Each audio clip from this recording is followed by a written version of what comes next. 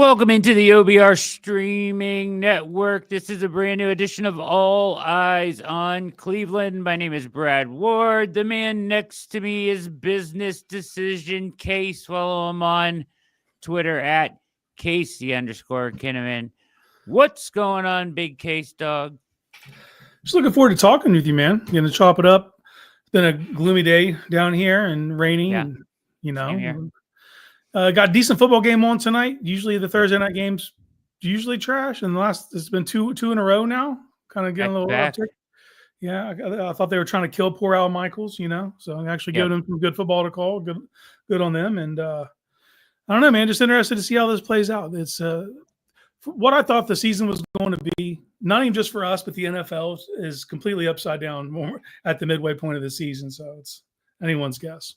Have you seen any of the AI Al Michaels, Kirk Herbstreit calls yet on Twitter? I did. Yeah, it was that one where very funny. Pants got pulled down. It was like that one.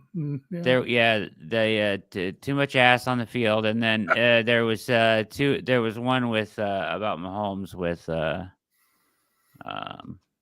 what's his name from PFF? Yeah, that one was good too. You're watching All Eyes on Cleveland. Hit like, hit subscribe. What's up to the chat? Good to see you guys in here. And do all the things down below. Please. If you're over on Twitter, hop on over to youtube.com/Orange and Brown Report. And keep it locked at the Orange and Brown Report, the OBR.com, as we're pumping out content over there, getting you ready for week 11 in New Orleans. Browns off the bye week. Some interesting interviews this week. We're going to talk about all pretty much quiet on the as it should be at this point, coming off the bye. Browns injury list looks as clean as it has looked in many a day. Casey. This is the first time we've gotten beat. Like if you look at the Saints list, it's much longer than ours. Yes, that was the first for me. I had to do a double take to make sure they didn't have them backwards. But yeah, yes, yeah. So looking good there. Just I didn't see today's, but just yesterday, Batonio limited with a shoulder or something like that. So. So let's start with they're going to get Jordan Hicks back. Mm-hmm. And Hicks talked about, I guess he's had kind of a rough go of this elbow thing, right? Yeah. And then him coming back, he made a statement about JOK, quote unquote. I'm hoping for a miraculous recovery, Casey. What in the hell does that mean? So JOK left the game, very serious neck, always serious, right? But, they're like, he's good. He's out of the hospital. Yeah. Moving all his extremities. Or feeling all his extremities, whatever. They said, all the good news you want to hear, but a miraculous recovery doesn't sound great. No, and then as you start worrying about other things, you start worrying about nerve damage, stuff like that that lingers on and is kind of relentless, and it's hard for a player to feel like he's actually recovering when you go through these momentary bouts of tingling and just. It's such a finicky area, it's behind the brain, obviously, any spinal injuries, it's just a finicky area, man. And it can, and it could return later in life. You look at someone like Peyton Manning with his neck injury and he couldn't even throw a football forever. He was able to come back and set every league record. And then 2 years after that, it was back again. And he couldn't, utilize his arm. So,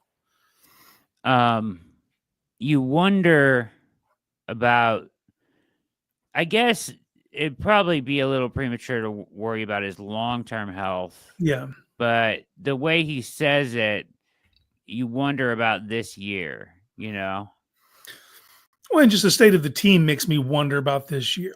because he's got 3 games left where he has to sit out. Who knows where this team is at 3 games from now? And if you're at a point where you're mathematically eliminated, why are you, even worried about rushing him out there? You don't play him until he's 100%.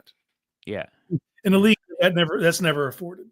When you're injured and you come back, you might get to 90, 95, whatever the percentage is. But he's a player. You've invested in him. He's young. He showed me enough already from earlier this year on tape that I'm 100% confident in his trajectory as a player. Sure. I don't need to see any more this year for me to feel great about it, but I need him to be fully healthy. That's the only thing I'm worried about with him. Yeah, you got to get him back. What's up, OG Philly? Good to see you in here, my guy. Serge, what's up, guys? Chris, MC, who else? Love to see you guys in the chat. Gregory, Frank, Jeff. All right, good to see you guys all here tonight. Red Leader, what's up, man?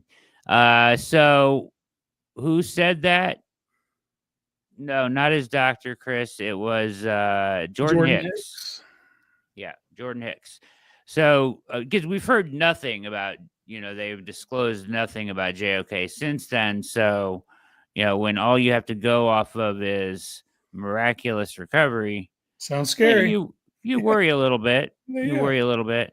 All right. I want to talk about Nick Chubb to start with tonight. His quote, "Every time I go out there, practice, game, I feel better, so I feel good now." Good news there. Anytime you want to hear him talking like that. And so my question, Casey, is what is his future? I wrote a little bit about this week on where I stand, but I want to know what you think. I mean, he's not under contract for 2025. And then we can also encompass in this conversation the running back room as a whole, kind of where you're at with Jerome Ford and things like that. So, like, as they go into 2025, what do you want this room to look like? Let's start with Chubb, though. What do you expect the Browns to do with him? It's all dependent upon his health. So I think the most important thing you can note is since he's been back, there's been no setbacks. It's just been kind of a pitch count, and they've kind of protected him from himself late in games, early, in this build up. But now that you've had 2 weeks of basic rest now, you know what I mean? Just kind of get to see a clear picture of what he has left. Now we know, and it's you hear these sayings, but it's the year after for a lot of injuries, and ACL being one of them, and he tore everything. So, but they see him in practice. They know how he works. They have a good beat on him, and if they feel that there's enough in the tank, I would 100% want to re-sign Nick Chubb. And in the perfect world, man, Nick Chubb retires a Cleveland Brown. I think that's what I want. But the state of the room in general, if you look forward to next year, we talked a little bit before we got on here. I think there's some intriguing options of younger guys who are in situations on other teams where they're probably not going to be brought back because of a different back in the room. I'd keep my options open. I'm watching preparation for this week. I watched the Atlanta Falcons game against New Orleans. Tyler Algier, I like that kid, man. If I could pry him away, he's going into the final year of a rookie deal next year. They're not going to sign him because of Bijan Robinson, understandably, and maybe they will work out something. If I'm Tyler Algier, I want a bigger bite of an apple. Yeah, I think he's a guy who fits that bill. So if I could sneak someone like that away, I wouldn't let Jerome Ford or Pierre Strong or anyone stop me from making a move like that. This is also a phenomenal year to draft a running back. And it goes 2 years ago. I felt the same way. I just thought it was really deep. Obviously, there's going to be the prize, Genty. I don't see the Browns making that move. I just don't. I don't see them spending a first-round pick on a running back. And make no mistake, he is worthy of a first-round pick. He's crazy explosive. He's everything you want to see. He's everyone in the stadium knows they're running it, and no one can stop him. I mean, he's definitely a force of nature. But there's guys that are sprinkled in throughout this draft that you're going to be able to early in day 3 get guys who can eventually be starters in this league, And you're not if Nick, if you 100% feel that Nick is going to return to form, you don't have to force it. You can draft a guy and kind of develop him, sprinkle him in, get his sea legs ready so that when you do move on from Nick, you have a bell cow running back ready to go. And I also want to say that, man, this is the return of the running back. This year has been, look around the league. Look at the guys who have signed contracts. Look at the guys who have gotten second contracts with teams. The value is up.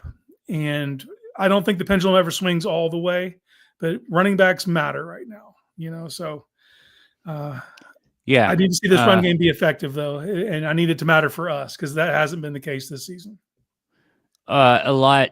Pete mentioned this last night too. Kind of, you're getting that. Yeah, you had as you just said, the pendulum. You had this move towards where running backs were irrelevant, right? Mm-hmm. Like, or it didn't matter. But with the cover 2 stuff, now you're getting this mattering a lot more, and guys, dynamic players are making a huge difference in the league. So, so with Chubb, the thing about Chubb is, and that I always contend is,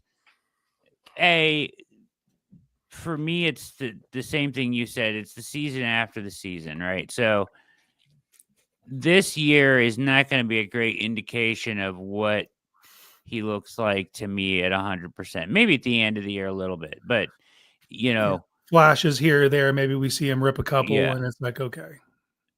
But I've seen him. The vision's still there. The patience still there. He still knows how to set up blocks, and like, he's special in those kind of ways. And you can even see that already.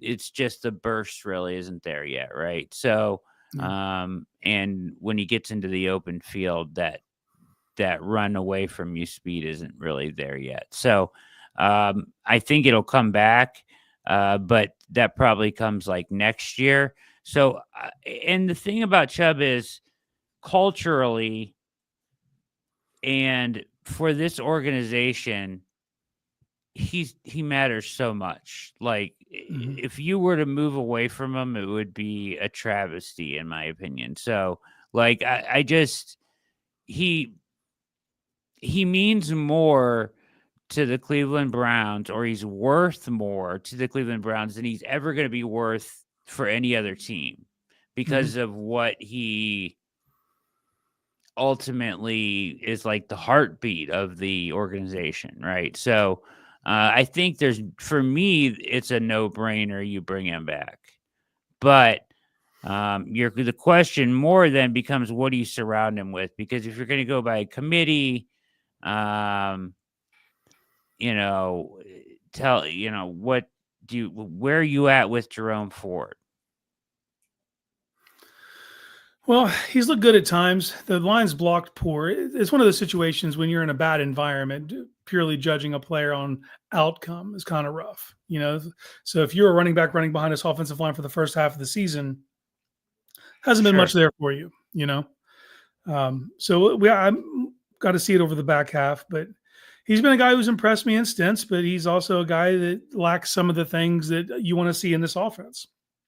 He's always, in my opinion, he's lacked vision, and a lot of that stuff's instinctual run of the football, understanding, feeling comeback lanes, and being able to press the hole and know when to make your move. So there's like a lot of timing. Sometimes he rushes it and gets you know what I mean? And something that you talked about, Nick, with his patience. And then the vision takes over when the things present themselves. But you still got him on a rookie deal. I don't just kick him out of the room, but at the same time, his presence doesn't preclude me from bringing someone else in, right? For his spot and make him earn it or not earn it. I think that's the way you got to go in that room right now. You want to add to this room this offseason. I think you have to, right? Mm-hmm. Even if it's a draft pick, like you said, or Algier or somebody, I feel like it's not enough to just return Chubb and Ford. Mm-hmm. You think that? What do you think the organization thinks, though? That's the hard part because they're very high on Ford. You can just tell by their actions, Yeah. But what does truly you have to weigh it, and what do they truly give you in those moments? And it's got to be like what is your weakness? How does that align with the room? So just for instance, Ford can catch the football. I wouldn't call him a route runner though. He's a good outlet guy though. He knows how to turn up field, but he's not going to route any dudes up. You really don't have that guy. So I still think you need to look for that guy. And Nick's got decent hands. He's also not a route runner, but he's really good in pass protection. He's very valuable as a pass blocker. Yeah. So there's a space for that, but I would love to get a guy who kind of does all those things. Give me a guy who can pass protect and be someone who can route people up.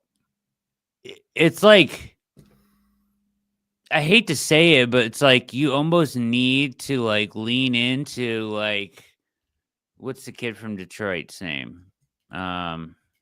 Gibbs. Mm-hmm. Like Gibbs.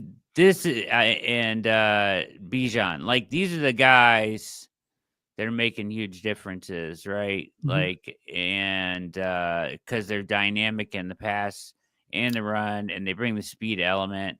You almost need a weapon like that in this offense. And they're available. That's the thing. You look last year, the Giants got that Tyrone Tracy kid. Oh, you know what I mean? Good. Like that's the kind of guy that I think they're missing, that dynamic in the backfield. Yeah, absolutely. Yeah, you need a weapon back there. I thought that it could be Ford. It hasn't really played itself out. Now he's taken a backseat big time since Chubb has come back, right? Yeah, and he got injured at the wrong time. When there was still opportunity, he got injured. Don't get me started on the Hines thing. Yeah, Hines never got to the field, as James points out. But he still is under contract. Will be back next year, I guess, right? So,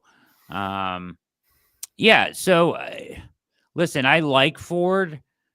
But I think that you can do better. I guess that's where I'm at with it, right? And I think that if you really want to maximize this offense, you need to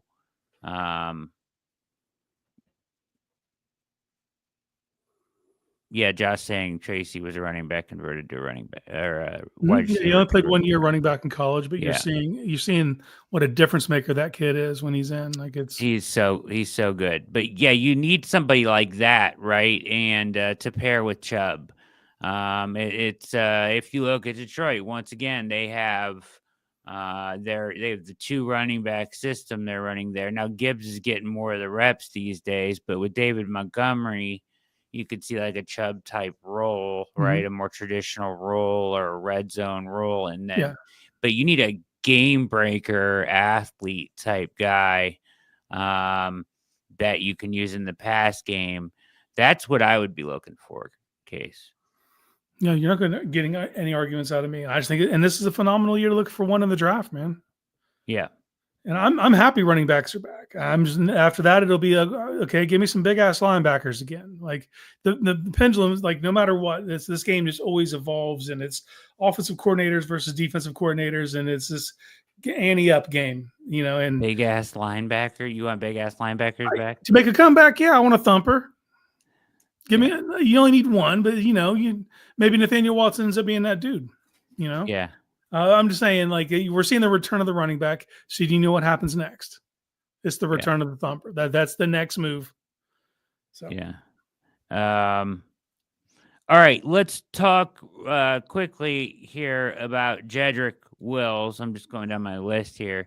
Jed, man. So here's the ultimate question, and I posed this last night, and Pete didn't really want to get into it, but so Jed,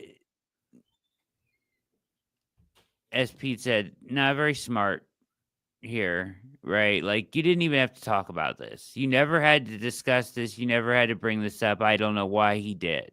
Mm-hmm. Business decision. There's a negative connotation that comes with that verbiage.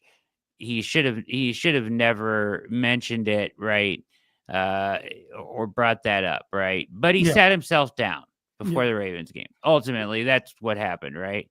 Yeah. And in that situation, Casey, then DeJuan Jones gets put into play, left tackle. My question, do they get there if he doesn't do this? I don't know. Because DeJuan now looks like the guy of the future. The opportunity cost is too great not to let him play there. Someone smart wrote an article about that. Yeah. Yeah. So why, do they get there if he doesn't take himself out? Because that really makes me wonder about the coaching staff. Yeah. Well, it's dude, how many injuries have we seen them fumble?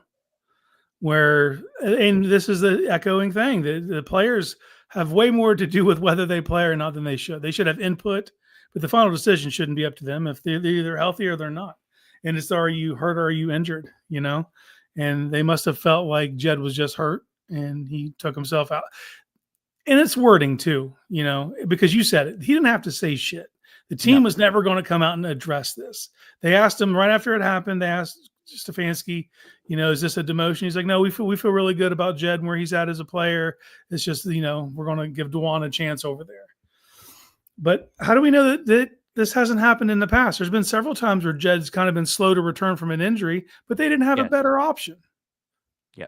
So, you know what I mean? When he was healthy, it was his job again. Well, now you have a better option. And for me, the writing was on the wall, though. They're not going to bring him back next year. They're not going to extend him, right? I would be so puzzled if you offer this kid an extension at this point, given what he showed you. This is before the statement, before any of that. In my mind, it was already trending that way, and you needed to find a left tackle. And with what time you have left, if you can find out that DeJuan can do that, that is a huge worry off your mind for the offseason. I mean, you still want to bring guys in, but it doesn't have to be a priority then. No. You know what I mean? So it changes your draft strategy, changes your free agent strategy. It's, your whole construction of your offensive line, and you need to get younger and cheaper anyway. And this kid's on a rookie deal. It just makes, like you said, the opportunity cost is too great to not try it. But wording, man, he didn't do himself any favors. And in my mind, why did he do it? Because he's been a starter his whole career. So he's not a starter, and they're asking him questions, and he wants to show why he's not a starter. He's not going to say it's because I can't play. I'm not good enough. So he offers his take on why they moved on from him. And in his mind, I thought he was saving face, but it's so much worse. Yeah. So much worse to say what you said. Maybe you could have worded it different, but the word business decision, you don't get out from underneath that. Whether you understood the context of it or not, but just know this: when people heard that, it confirmed a lot of things about you in their minds already.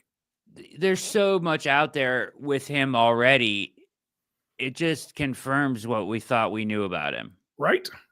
And whether he meant it or it was a bad, verbal gaffe, right? Or he spoke poorly, whatever it was, that's in reality what happened.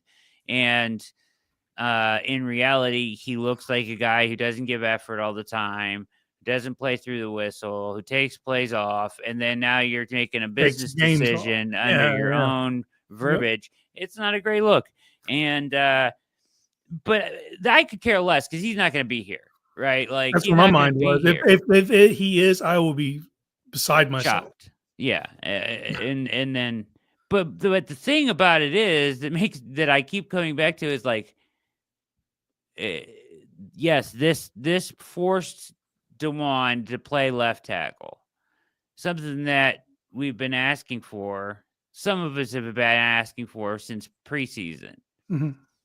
So, and then now he's there and he looks good enough to potentially check that box, a massive box going into the offseason.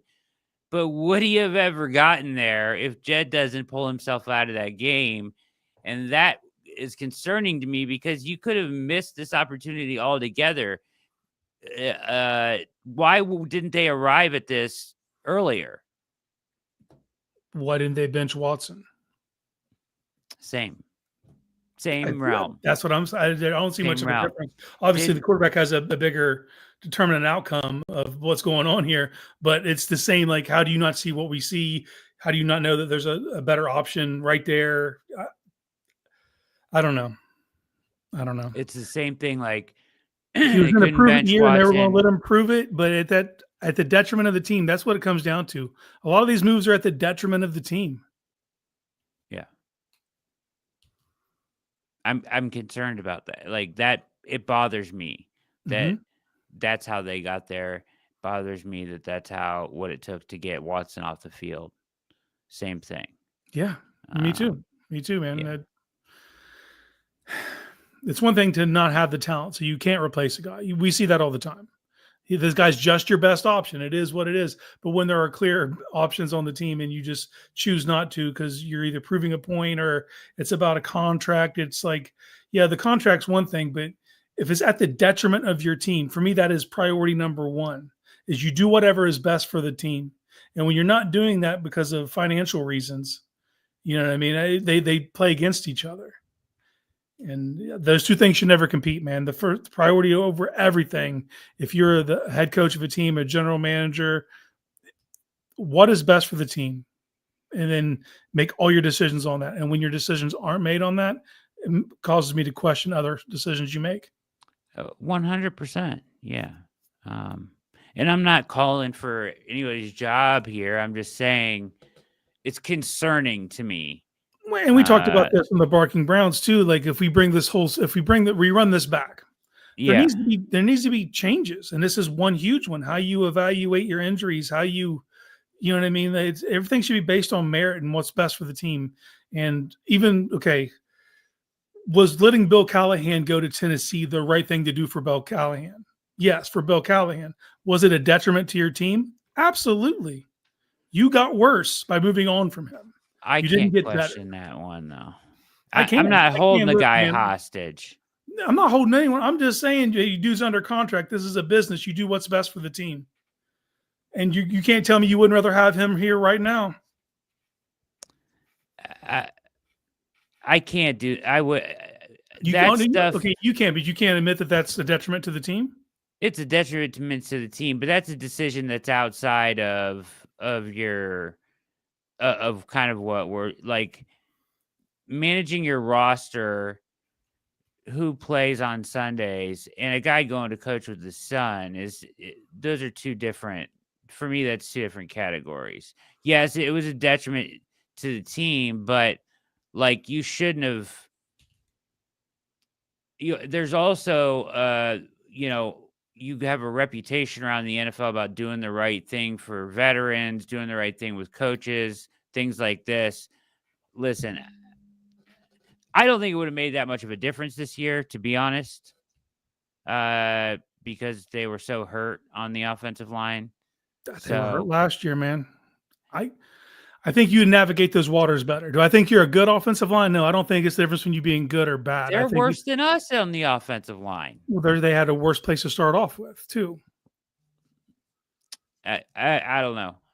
That one I'm not going to question. I get you. So you're saying you would have made him stay. Look, what's your contract? Are you here for another year? As you go join your boy next? Look, man. Look, if I had someone better in place, if I'm like, okay, we'll move on from Bill, but I got this contingency plan, fine. And I didn't think it was going to be that big of a deal too, because you've already spent 5 years here. You're telling me you need them, your linemen need to Bill to hold their hand and remind him the lessons they've already taught them. I wouldn't think so, but given everything they had to navigate and weren't able to navigate, and all the setbacks I've seen as the offensive line, I can't think that we wouldn't be better. I'm not saying they'd be good. I think there's a lot of things outside of that. Age is one, but like look at the fall off of Pocic. Like, dude's not even the same person now. You know what I mean? I'd almost rather know that now, though, before they go into next year than I get your point, but I'm not keeping him hostage here. He don't want to be here. He wants to go coach with his son. I'm not making him stay. You disagree? Look, man. At the time, it's the right thing to do for Bill Callahan. Okay, but if we're just going to be the nice guy team, we're going to do whatever the players want us to do, or At some point, man, you got to do what's not best. not what the players want you to do. Where's that? What is that? The players want you to do. The players deciding when they played, and when they want out. You acquiesce the OBJ thing, like you've seen this in the past, where they're doing right by the player or by the agent was more my feeling to it when it comes to the player, because you're trying to maintain relationships and stuff. But you don't think that's true? With OBJ, they did the record shows like they did right by him, right? By letting him get out. That's what you're saying? Yeah. Yeah. Did you really want OBJ on this team at that point? That's irrelevant. I'm saying it's not. No, it's not. Because you're talking about doing what's best for the team. Yeah. You should have got something for him. They tried. But they're like, no, we'll let you go through. We're going to cut you so you don't have to go through waivers. And you know what I mean? That's like, I get it. You're doing right by that person in that specific instance, but I need you to do right by the team first and foremost.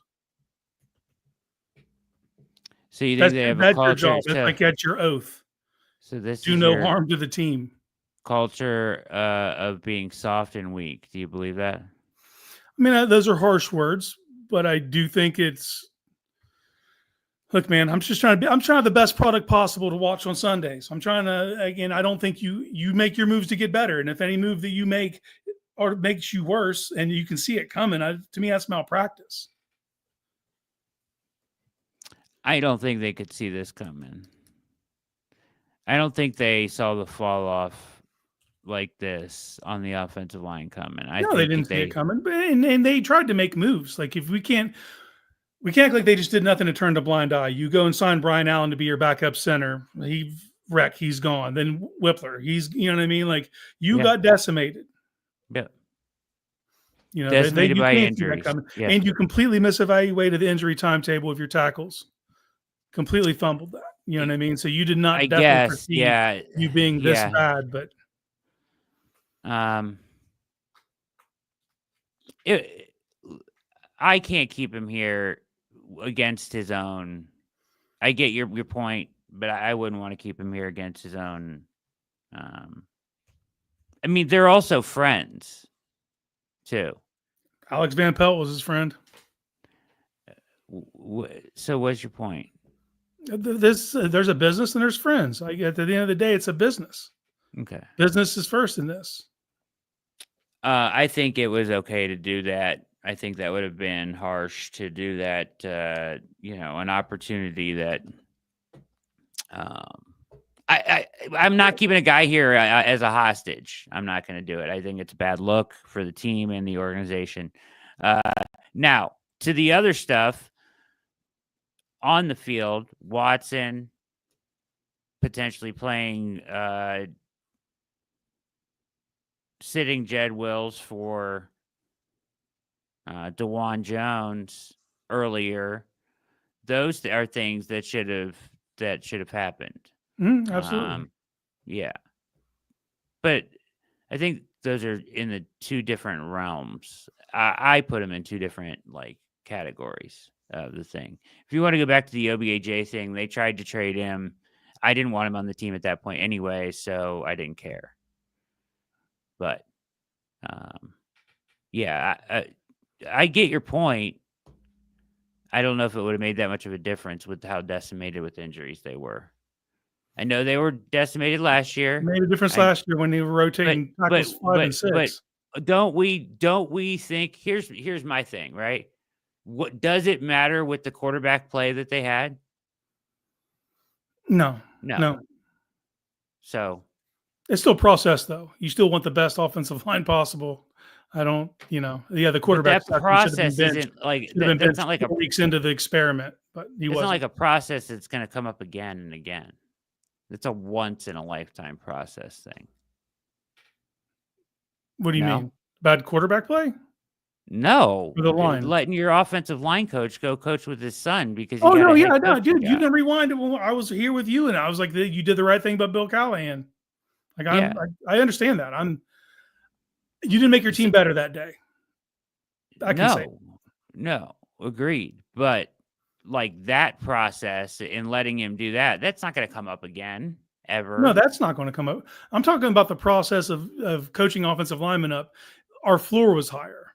You know what I mean? I think I'm not saying Bill makes everyone an all-star. I'm not saying, but they were better prepared for situations under Bill. And I'm just saying I don't think it would have mattered. No, with the way Deshaun was playing quarterback, it doesn't make a difference because ultimately they probably could have won 2, 3, 4 more games with just anybody else, Jameis in there with the O-line as it was this year. So that's where I'm at. Like the majority of the blame and the majority of why this season is where it is for me is because of Deshaun Watson. Yeah, I don't think anybody could argue that.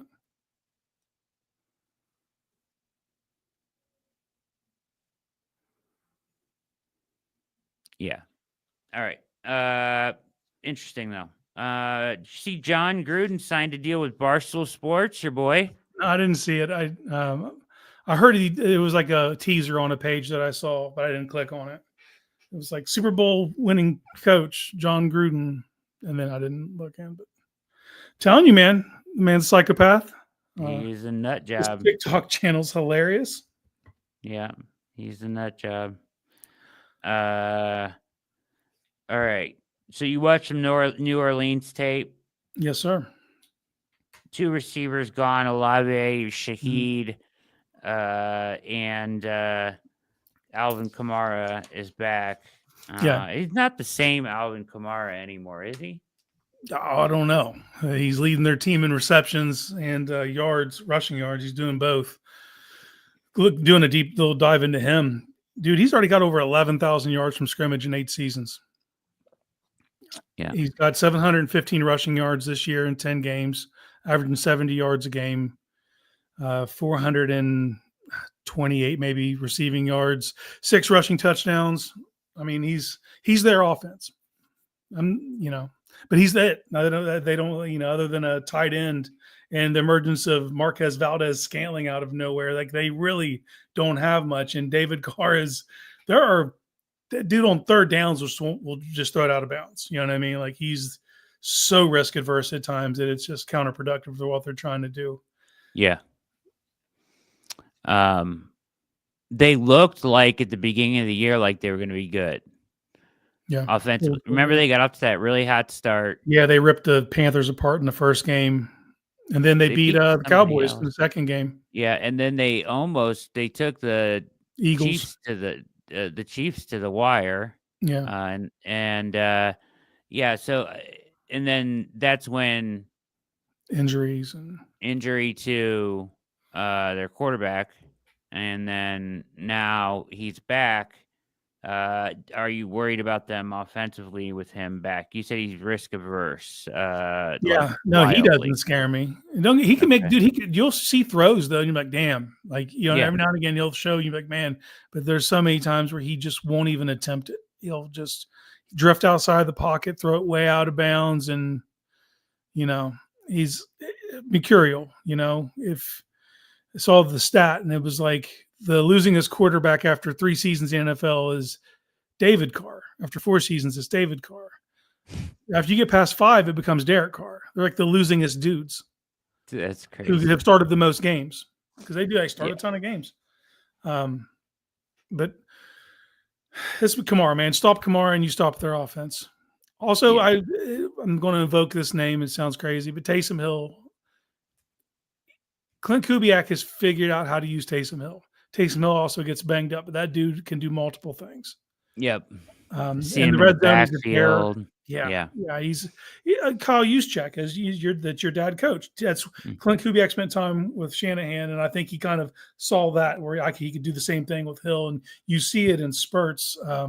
But yeah, they're a mess without their top 2 pass catchers. And Valdez-Scantling went off last week. That's how they beat Atlanta. You can't let that happen. I don't know how you let that guy do that to you, but I don't know, man. It's going to be at their place. It's going to be raucous. They finally got a win. They snapped a 7-game losing streak. They got their 1-game interim coach bump. You see that when you fire a coach. Usually that first game, even if you don't win, things go better. but if you usually regress to the means and you become who you are, let's just hope that happens this week.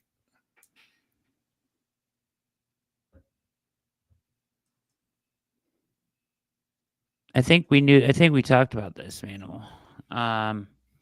Yeah. So, they are. You think the bump is only a 1 week bump traditionally? It traditionally is, yeah. But it depends on the level of player the team you're playing against. What's the guy's name? Rizzy, the Rizzler. Can't stop the Riz. The Rizzler, dude. The Rizzler. Yeah. This guy, he is something else.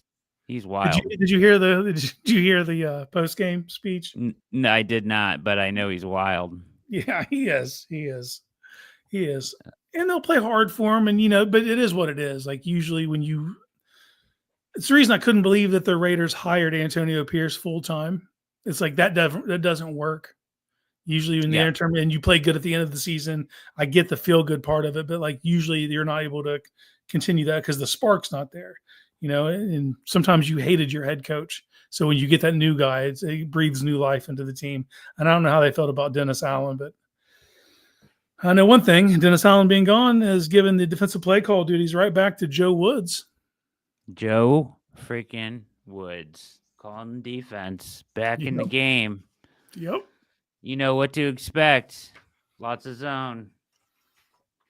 Which scares me, to be honest with you. Why is that? Honey Badger. Yeah. He's opportunistic, man. Yeah. He's opportunistic. What do you think of their defense? Solid rush, man. Chase Young starting to come on. He's had a mercurial career, man. You just think about like what he was thought to be, came in the league, was kind of that guy at first, and then kind of fell down the pecking order. Montez Sweat in Washington, gets bounced around for a bag of balls, ends up with San Fran. It's like, oh, now he's with Bosa. What we're going to see now, and he really wasn't special. When you're watching the tape, though, he flashes. He's going to be a handful for one. And I don't know how much they actually got to go against each other in college. You know what I mean? Yeah. But like that'll be fun, a little fun thing you see. Their backup on the other side, though, Peyton Turner. That dude is a handful. Yeah. And he's splitting reps over there. But when he gets in, that's someone he'll put you on your ass. He'll bull rush. He's definitely a spark player. Demario Davis is ageless, a linebacker. That dude has been doing the thing ever since we let him go. Who did we trade him for? Calvin Pryor. We traded him back to the Jets for Calvin Pryor, a safety who didn't do anything for us. And all Demario Davis has done, I think he's had 3 All-Pros since then and a handful of Pro Bowls. He's been the man since he left Cleveland. It's insane. So he's still a handful, dude. He's still out there and he's getting it. He is getting it. And did you listen to Jameis's presser this week? No. Well, he had a lot of positive things to say about Demario Davis, and that's sure. Like one of the best men that he knows on the planet, and his faith in God, and they're very like-minded. But then when you heard Demario talk about Jameis equally as glowing, said Jameis was the best teammate he has ever had. And so there's gonna be a little love fest going on there, but that dude's still a killer. Yeah. He's, that's remarkable. The ageless wonder. Still doing. Yeah. I heard bits of it, him talking about some of the process that he learned from Breeze and Peyton, right?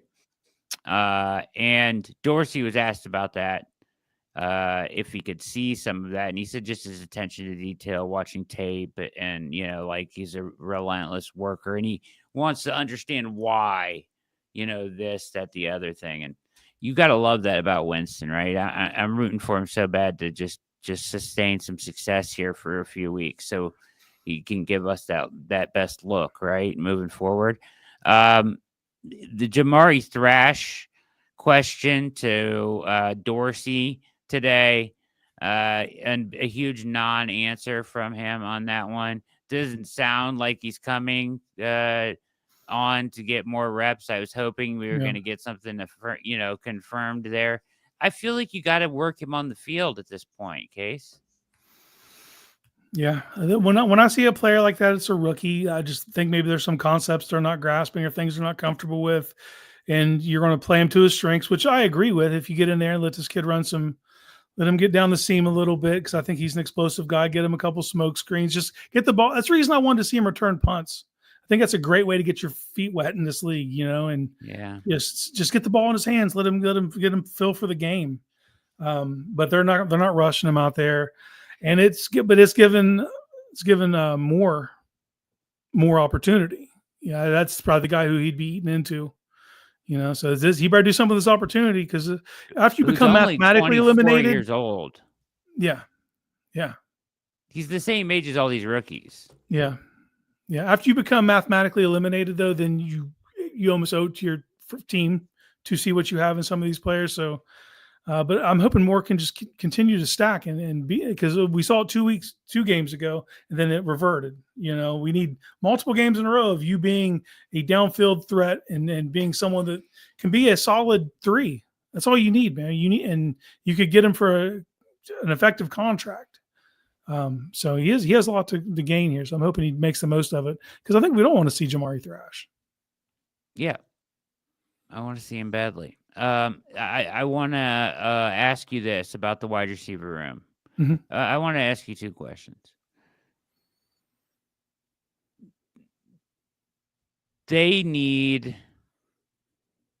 What do they need to add to this room? We talked about this a little bit last week, but what do they need to add to this room in the offseason?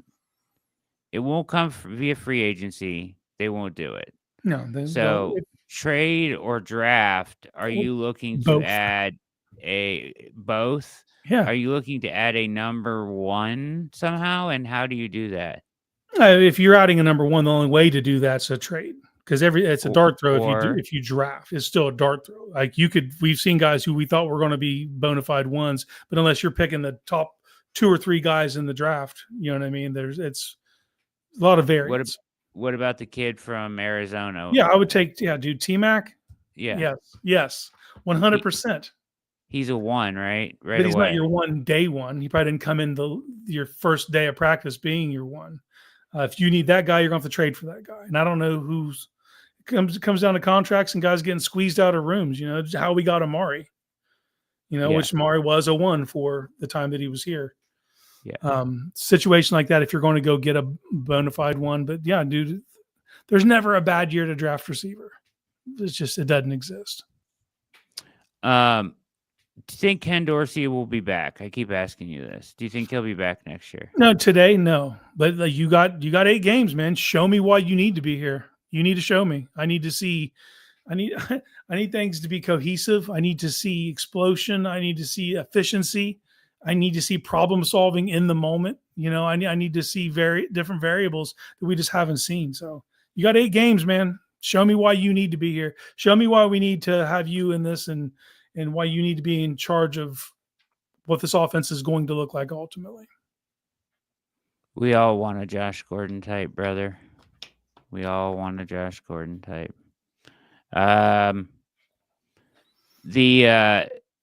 He got asked today, do you feel the pressure to execute the offense in these final 8 weeks? You know what I mean? I didn't listen to any Dorsey's presser. I didn't listen to any press conferences today. I caught a little bit of Bitonio's. That was it. All right. Schwartz, real quickly.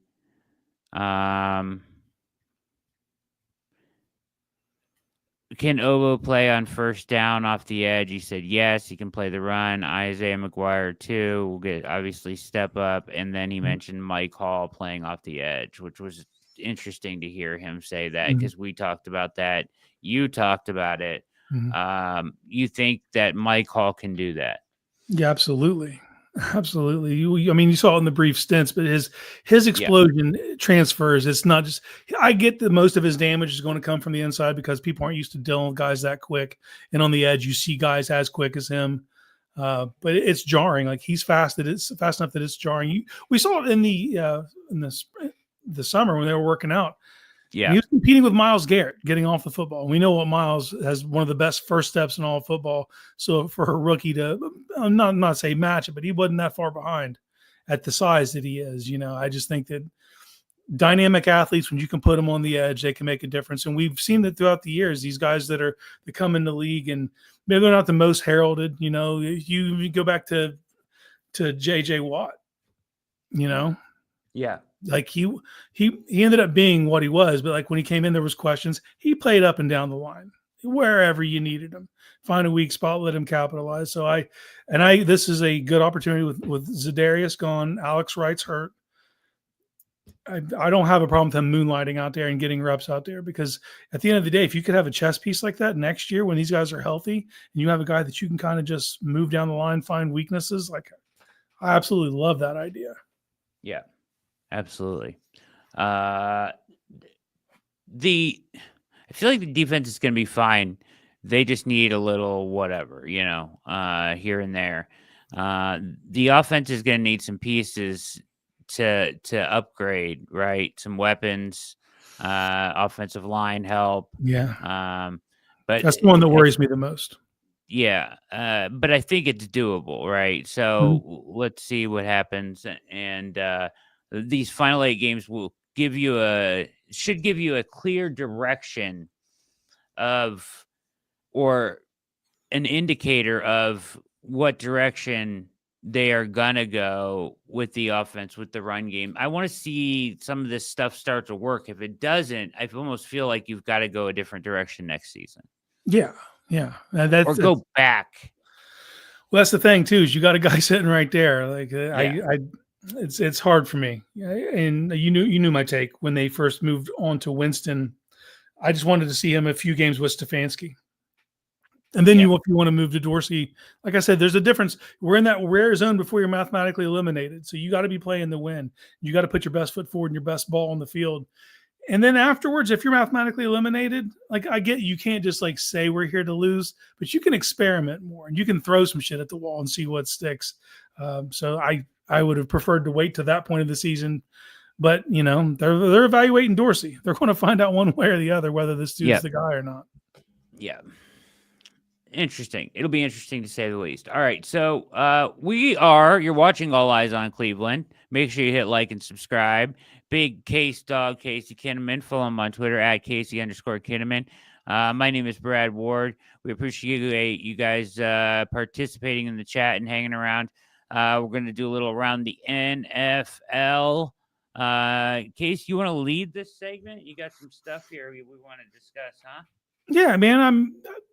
Obviously, my evaluation of what I thought this season was going to be for the Browns was way off, but it didn't end there. I was off on the league. I thought this was going to be AFC dominant. I thought you might even see a team with a losing record get in the playoffs in the NFC, and it could have been further from the case. So I just think it'd be helpful. We're at our midway point before we start the back half of this. So kind of break down and talk about the league, where you think it's going. What team surprises you? Like what team came out of left field for you so far this year, or just has exceeded expectations? Washington. Bam. And he'd be your runaway rookie of the year, right? I don't think you for sure have another answer in that. I don't even think there's anybody else in the. Who would be second? I have the Chargers, obviously at 6-3, have surprised me. You're probably going to win that bet. Looks like you're cruising on that one there, right? Yeah, but I'm losing the playoff, and I had the Browns as the number 1 seed in the AFC, for God's sakes. Well, you can't recover. Our bet was for them to get in the playoffs, right? So, yeah, the Chargers was just the playoffs. Yeah. Oh, Neighbors. Yeah, Neighbors is a good. He's missed a little more time though. And he's not a quarterback. Like if you can't, when's the next time a receiver is going to win it? We watched Puka Nacua shatter every rookie record ever. Yeah, and it was like, he finished second to a guy, a quarterback who, what did the Titans have? 10 wins. Yeah. That was enough to trump a record setter, so I don't know what you would have to do to beat a quarterback. Who else is a surprise?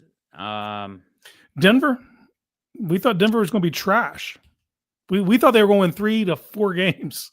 They've already won 5. So Bo Nix. Bo Nix has been good. He looks good. He looks week over week. He looks a little better too. Like he's like still coming getting on. better. And for me, it was more of a test. Like Peyton just wanted someone to be a robot. Go run my system. Do the things I want to do. The last guy refused to do it. So we're gonna have you come in. So I was like, okay, that's all well and good. But what if your system doesn't work now? And it still does. Clearly, Sean Payton's system is still effective enough because they don't have a ton of weapons and they look okay. James nails another one. The Cardinals, right? Now, I thought that this was possible if we could get if they could get, but their defense is much better than I thought that they would be. And Kyler is balling, man. Drew Petzing, dude. Drew Petzing calling plays. Yep.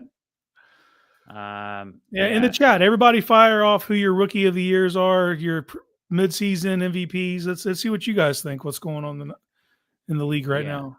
Yeah, rookie of the year for sure is Daniels. I do think Neighbors is probably second right now. Biggest disappointment? We're up there, right? Yeah. Jets got to be up there. Jets are up there. Dolphins We're probably up there. Dolphins are up there. Bengals are up there. San Francisco's probably got to be at least listed from where we thought they would be to what they have been so far. Correct. Yeah. They're not a bad team, but we thought they were going to be the hands down who shows up in the Super Bowl for that conference. They're probably still they're 5-4 though, so they're still in. Yeah, they're still in it. But it's going to take a gargantuan effort in the NFC because so many damn winning records. When you look at the AFC, there's a ton of 2-win teams. Are the Falcons a surprise to you? I had them winning the South. Did you? James, again, Cowboys, forgot about them. Yeah, they are a huge disappointment. Massive injuries have hit, and it's ugly. It's very ugly in Dallas. All right. Who do you guys have as the coach of the year so far? Feels like that they want to give it to my guy in Detroit, biting the kneecaps. I feel like they will probably. You know what I mean? Yeah. I'm not a fan. You know, I'm not a fan of his coaching style, but I think Ben Johnson has a lot to do with their success. Their success. And Aaron Glenn on defense. I will say that about him though, that Campbell has put other guys in position with power. So Campbell just shows up and gives a rah-rah speech, right? And lets the football guys handle the football is what it feels like.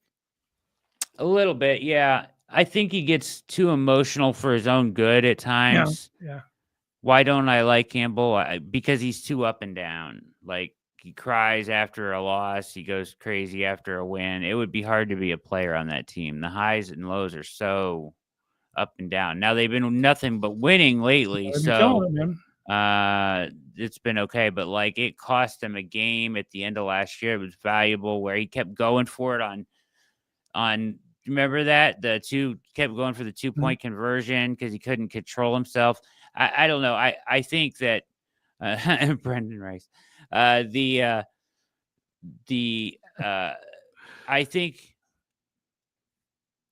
just don't think that his temperament. It's not that I dislike him. I just wouldn't want him to be my team's head coach, I guess. Yeah. But his success also gives the room for people to long for that kind of guy. You know, sure. The rah-rah guy versus the CEO type versus the offensive mastermind. There's all these different instances around the league where you can see coaches work in different areas. Yeah. You know, I feel like over the history of watching the league, the rah-rah guy are short-lived successes. Yep. You can't really sustain that for a long period of time. Being a psychopath. Yeah, being a psychopath. Yeah, it's harder to maintain. It's hard to do. And like you said, like even kill's not part of that description. You know, he's it's none of that. That dude's highs and lows. Yeah, it's all highs and lows. So, So who's your MVP? I mean, listen. The MVP, it should be Lamar. Yeah, but will they? But I feel like he's like crossed off from getting it this year. Yeah, Jokic in the NBA, like you see this from time to time, where it's like we've Yeah, already like given you too we're not many. giving it to him again. Yeah. I don't know. He's deserving, but this is the first year he's actually had someone on his team that could take away votes. Lamar's never had that. It's always been like Lamar pulling the team by himself. Henry. He'll receive Offensive Player of the Year votes and some MVP votes.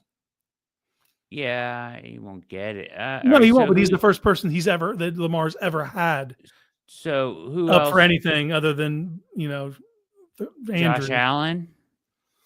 Yeah, he's got to be in consideration. Thing like the winningest team would be the Detroit, but Goff isn't putting up those kind of numbers. They're not asking Goff to do those things. No. So that takes him out. He was in the running when he was putting up the ridiculous. He still could be, but he was put. Yeah. I'm just saying, as of right now, he's not the guy. Right now, it should be Lamar. You can see Josh. You can see Josh. Lamar, Josh, yeah, yeah. That's that. And then who you said? Who else would be in the running for Coach of the Year? Kevin O'Connell. Yeah, I would say that's a strong one. O'Connell, Dan Quinn. Yeah, that's a good point, Dan Quinn. I hope they win tonight. I'm blanking right now on Arizona's coach, the DC from Philly. The head coach of the Cardinals, the kid who was the DC at Philly. Oh, not Steichen. Not Steichen. That's the OC. The other guy. Yeah, I can't think of his name. Blanking, but I think he should probably get some consideration, given where he has the Cardinals now. Yeah, let's look up his name. Hold on. Gannon. There you go, Jonathan. Beat you, Jacob. Gannon. Took me a second to get there, though. Hurt my brain. So in the NFC, this is weird, right? So in the NFC, you've got a lot less bad teams, but like, so the Cowboys, Giants, they're bad, right? That sucks. They both beat us. I know. That sucks to say. The Seahawks are 4-5. The Rams are 4-5. The Niners are 5-4. This division, the NFC West, is wild, right?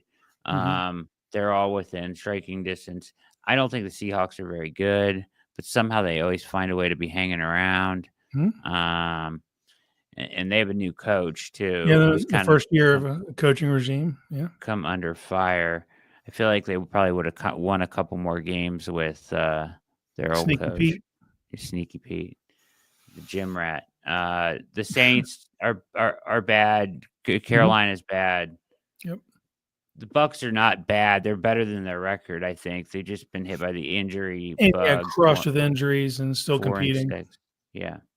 And then the Falcons are probably going to run away with the South at this point, right? The NFC North is the best division in football. Yes.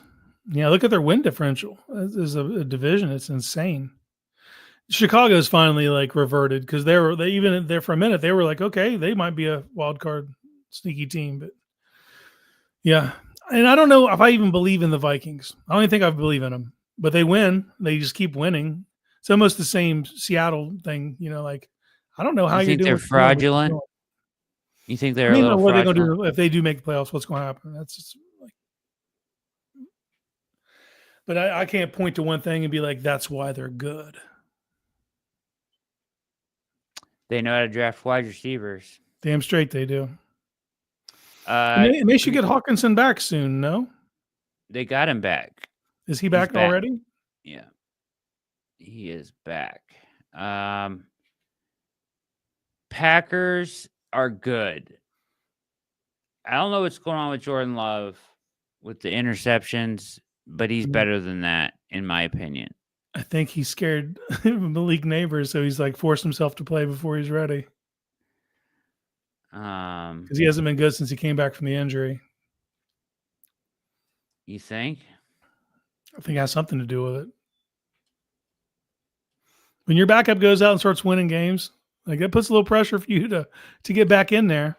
Oh, Willis, you mean? I Malik, thought you said yeah. Neighbors. I was like, what? Oh, did I? Yeah. Yeah, that's definitely not what I meant at all. I'm glad you caught that. What you were saying.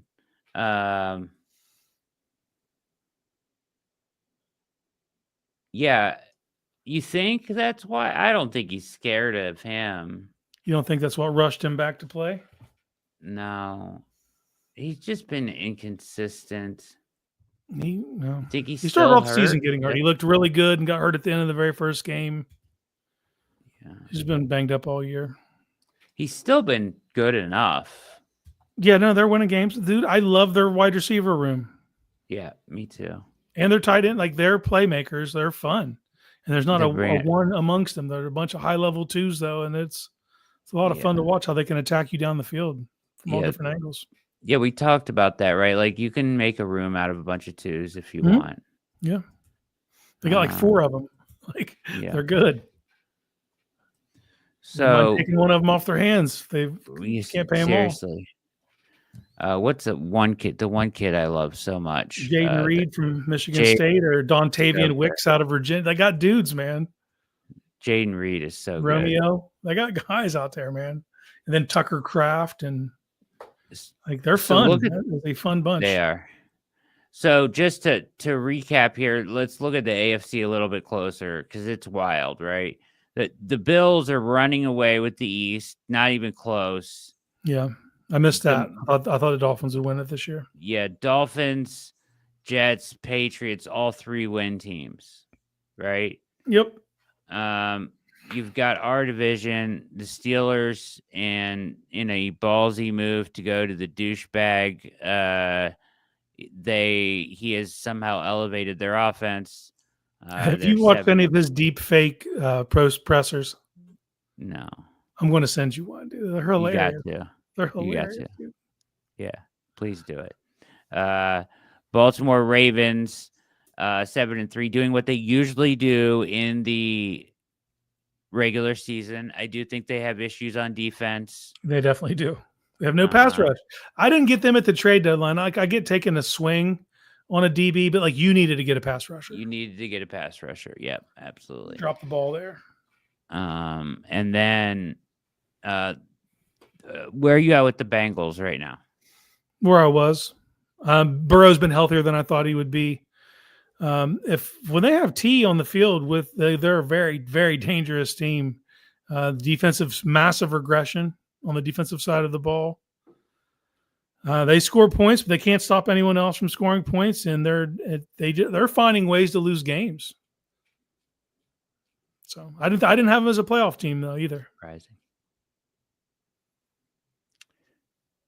So this is crazy, right? The Dolphins won that game the other night. Yeah, they are minus 55 net points on the season, and they're 3-6. Yeah, they were. I'm not saying Tua is good. I think he's an above average quarterback, and he's good for their system. But when they don't have him, they have nobody that can even run that. And they're still trying to run all the motions and do all the things. They're just ineffective. They can't even run that offense, and they're still trying. So it's weird. He means a lot to that team, although I thought they were poised to make a jump this year, and they obviously they have not. Yeah. Home record 1-4, road record 3-2. 1-2 in the division. Both losses to the Ravens. Yeah. Still a lot of divisional football to be played. Yep. And then the South is Houston at 6-4, who they're struggling. Mm-hmm. Well, the regression from Stroud is just people are catching those interceptions they were dropping last year. He threw the same amount of inaccurate balls that people just weren't.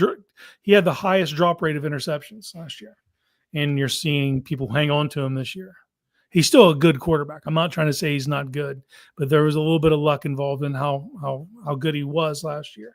And your second year in the league, it's always harder, man. There's all that tape on you, and teams know how to approach you. So it's about you showing you have a counter for their counter. But I think he'll be fine in the long run. But they're not running away with it. They were the preseason darlings to maybe make the AFC Championship, and I don't think you would pick them for that right now. No, injuries have killed their wide receiver core. Although they're getting Nico back, but they lost Diggs, right? He's out for the season, right? He's gone for the year, man. Yeah. And then this is a crazy stat. They're 6-4 with a negative net point. Really? Different. We've been there. -2. They're lost their last 2, and they're 2-3 in their last 5. Although they are 3-0 in the division. The Colts are 4-6. They don't know. They're playing musical chairs at quarterback. Yep, Flacco was terrible. Flacco was terrible last week. Let me make sure I say that in the microphone nice and loud. For say all with your whole chest. Flacconators out there. Yeah, they're going back to Richardson. So they're going back to the tired guy.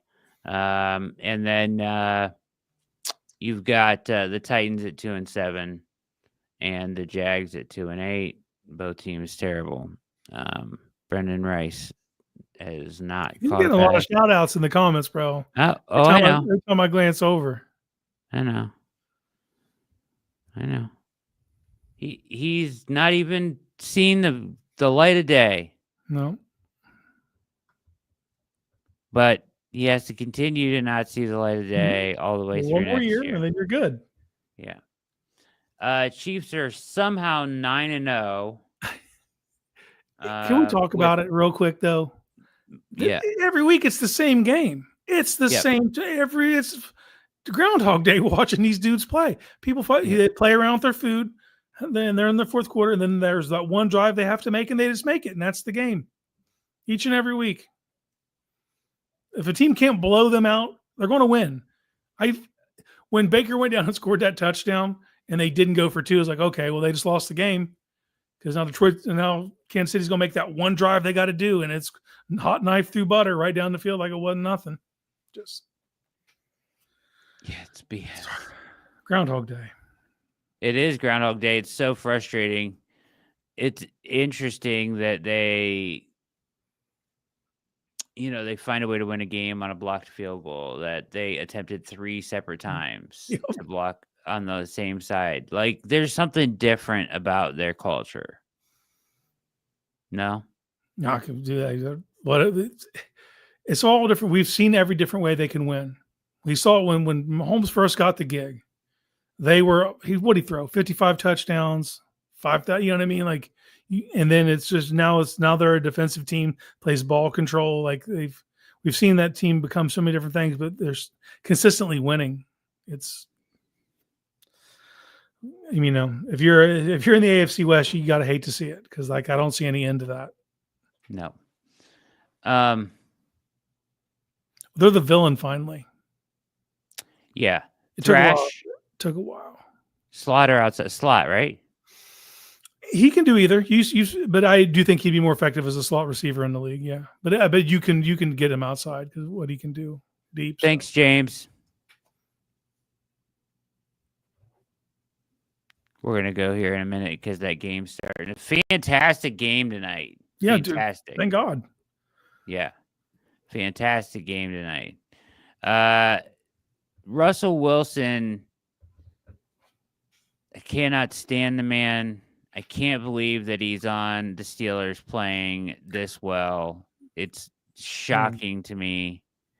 I don't get it, man. Oh, it was pretty ballsy to move off from Fields when they did to him. It was. And it worked. Of course, it worked out perfectly. It was. I didn't think they would do it.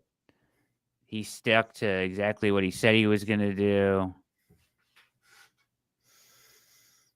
Would you take Wilson or Watson, Brett? I would take Wilson. Yeah. It's crazy though because we see these. Bad. Sometimes your situation that you're in because they're completely fine. Peyton was not fine with him playing that way, but Wilson is check downs and moon balls, and the Steelers are completely fine letting him play that way. So much so that they went and got him a guy who catches moon balls. So you got Pickens and you got Williams, and Williams stepped right in. Gross. It was disgusting. I did just send you the deep fake post presser for Wilson. I can't wait. I'm so excited. You said his name. It just reminded me. Yeah. Thrash has trouble with tight coverage. You think? I think he separates okay. He showed, Route runner. It's super rough to judge him on if you're just doing off the Louisville tape. What I saw at Georgia Southern, dude, there was no issues setting people up and just moving around different systems. That's hard, man. But no. Can Fields fit in Kevin's scheme? Like, I've seen a lot of the Fields stuff. I'm gonna say it's a hard pass for me. He reminds me a lot of Deshaun. Great call. Like, no, I'm not saying he can't be successful in this league. And if I thought there was, even before the season, I thought that he should have went to Atlanta with Arthur Smith. I thought that would be a good fit for him. And he ended up in Pittsburgh with Arthur Smith. So I think that, if you're going to find something that could get stuff out of him, there's coordinators who lean on those type of players. I just don't see it working in Stefanski's system. Yeah, I'm good on the Fields experiment. Yeah, I don't. If you were to move to a different type of offense, I do think that he could fit in some of them. But I just, if the Browns do revert back to Stefanski, you're not looking for Justin Fields. No. I need operating within the pocket. I need back foot hitting, making reads, ball coming out. Being comfortable under center, turning your back to the defense, play action fakes. Dropping your eyes and running around. I don't need that. I don't need any more of that. No. All right, man. So right now, mid-season, who's your Super Bowl champion? I can't say anybody. The Kansas City Chiefs. I can't. Detroit would be the feel good if there was such a thing option. It's between those two, right? Yeah, that's what I feel like. Could the Bills upset the apple cart? Maybe. And that's the other beautiful thing. We get to see those two teams play this week. Yeah. So Bills play Kansas City this week. That should be one to watch right there. Man, we all hope Winston can do it, baby. And that's the beauty of it. He gets the opportunity. He gets to go back to New Orleans. They're going to give him a lot of love, man. Jameis is beloved where he goes. So yeah, looking forward to it. Hope he puts it on him. I hope he does too. Big day for Jameis. Needs a big day. Get us in the right direction and start putting together a nice body of work. Mm-hmm. We need to see a nice touchdown to interception ratio because people are, you know what I mean? You've got to be 2-1. No, you cannot be worse than 2-1. Absolutely can't happen. Yeah, absolutely. Any parting words here tonight, Casey, before we get up out of here? No, man, hold fast. It's been an ugly season. No one thought we'd be where we're at right now. We were talking in early September, and it has not played out the way we wanted it to. But there are several bright spots on this team, and you lean on those right now in these dark times. There's guys that I'm excited for the opportunities they're getting. We talked about Isaiah McGuire, Mahmoud Diabate. So I just continue to look for the bright spots. Come on, Dewan, lock down this left tackle job. Dewan's going up against Chase Young this week. Keep your eye out on that. That should be a fun matchup. Yeah. Also, Miles gets a rookie this week. Taliese Fuanga. Dude is one of my favorite dudes in the draft last year. Just an absolute mauler. He's been playing awesome at left tackle for a rookie. So that's another fun matchup. So I think that there's plenty of stuff to watch for in this game. I haven't looked at the TV listing yet. I'll do that before I do my game day ready article. I imagine we're getting the worst announcing team possible. Probably. I can't see them putting anybody worth a shit. Archuleta? Oh, God, don't do it. Archuleta? You calling it now? I don't know if it's Fox right? Where else would Fox or PBS. Yeah, it might be on Fox. I didn't even think about that. Yeah. I don't know Fox's crews as well. I know some of them. I'm just from writing articles and stuff. But it's you're getting the D squad. Your Fox or CBS is giving you the D squad this week. So hold fast, man. If you can, link up to Siciliano and Zagura. If you can do that, I think that'd be a more pleasurable experience. But come hang out with us in the insider discussion. Yes. Do that. We'll be there for you. We'll be kicking banter. Yeah. We'll be talking throughout the game. lock in on that. Lock in on everything over at theobr.com that we are doing. Appreciate you all being here. Make sure you hit like and subscribe. Tell a friend to come check out the OBR streaming network. We've got programming every night of the week and pre and post on Sundays. So appreciate you all for hanging out with us tonight. For Big Case Dog, Casey Kinnamon, at Casey_Kinnamon on Twitter. My name is Brad Ward. We are out.